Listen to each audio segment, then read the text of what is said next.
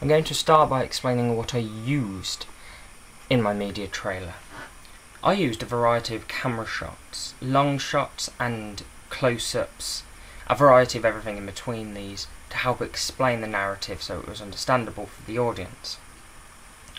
Mise en scène was using dark colours and lighting in my trailer to reinforce this horror atmosphere, a convention used throughout the 5 trailers that I watched and the focus group watched, and we all agreed that the dark was very important and was exaggerated when you use light scenes, which exaggerated the darker scenes.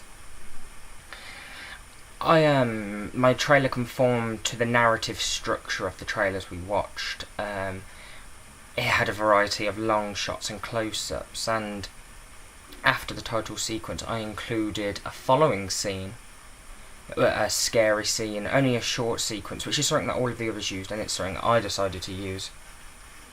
Symbolism was a factor that we found, my focus group found and I found, and it's something that I decided to use represented in the costumes.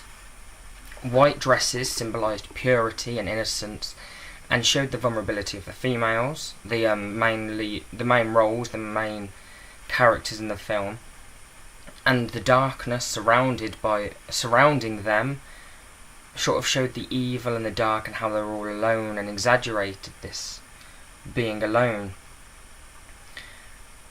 Music is something that was so important to the trailer. It was something that the focus group found that was important, and something that I found that was important as well.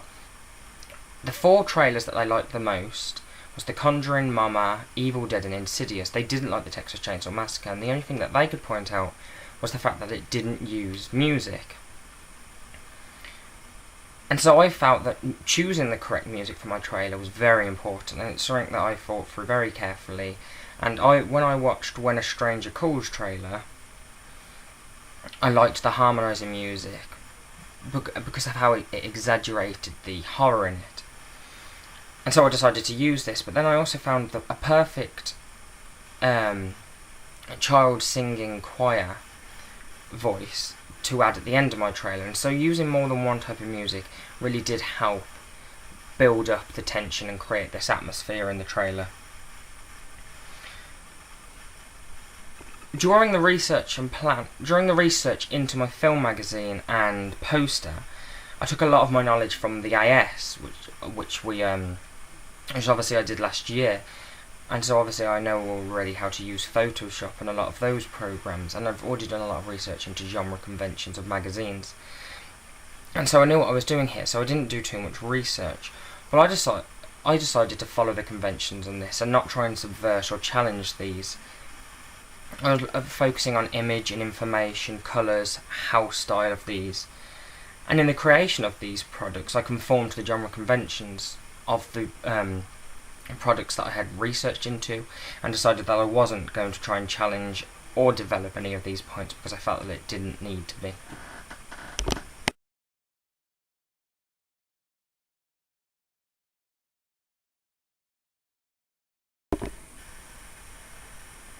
Something that my focus group liked, and me, was that the main characters in some trailers were females, but too often they're represented as victims, and when I watched A Stranger Calls in my genre convention research, I felt that it was great that a female had been used, but I didn't like how she had been presented as a victim. So in my trailer I'm going to use a female, or I use 2 females as the main characters, and one of them will conform to this genre convention, this damsel in distress, this weakness, this vulnerability, and it's something that my focus group wanted to include. Some of them wanted me to have the females to act as victims because they felt that this vulnerability in them was something that they could connect with and they wanted to help them, and that's an element that they liked about horror trailers and horror films. But then my second female character developed this. They were main roles, but she wasn't being a damsel in distress, she wasn't being this vulnerable, weak character. And so I have developed this idea of using females as a main character, something that we did find in our other trailers.